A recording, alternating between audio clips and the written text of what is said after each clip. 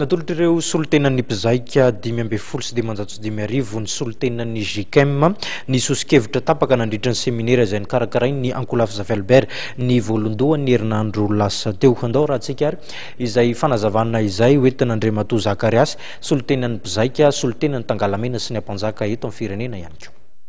Désigner rehetrarehetra hoe chef de délégation et remettre zany en impropre les propositions tamin'le séminaire izay natao nandritra ny roa andro tany amin'ny espacement goûté tamin'ireo communauté internationale izay nitaritiny Chisano.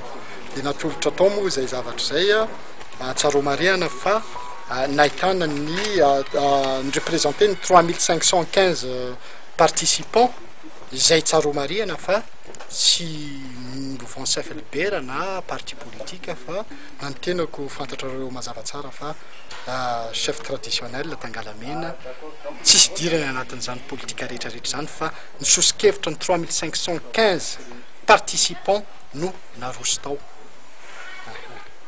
Afaka batsahivina ve hoe inona le sosikevitra tena songadina tena tianareo songadina? Le sosikevitra nisongadina tao anatin'le proposition an'le séminaire dia le hoe fanaovana ny élection constitutionnelle alohan'ny élection rehetrarehetra eto Madagasikara. Dia faharoa dia ny soutien na ny fanohanana ny sosikevitra ny FFKM. Dia ny fahatelo inona moa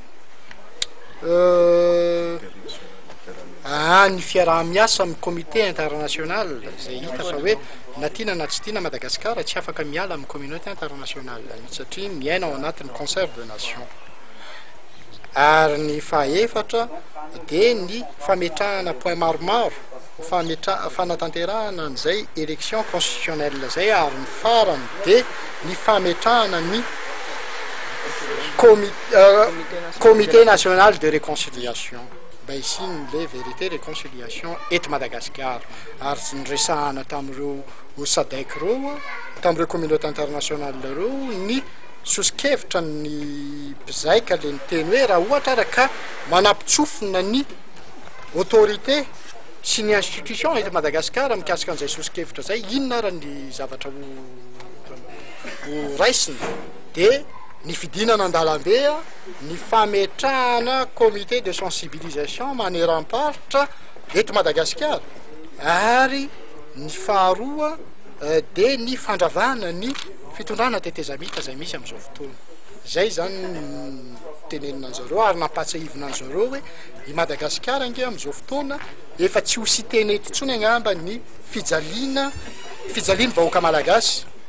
Ary mananteny zay fa ny fahatongavanareo eto amin'izao fotoana amin'izao ora faran'izao antenainay fa hitondra résultat zavatra azo tsapain-tanana fa tsy ny ohatrany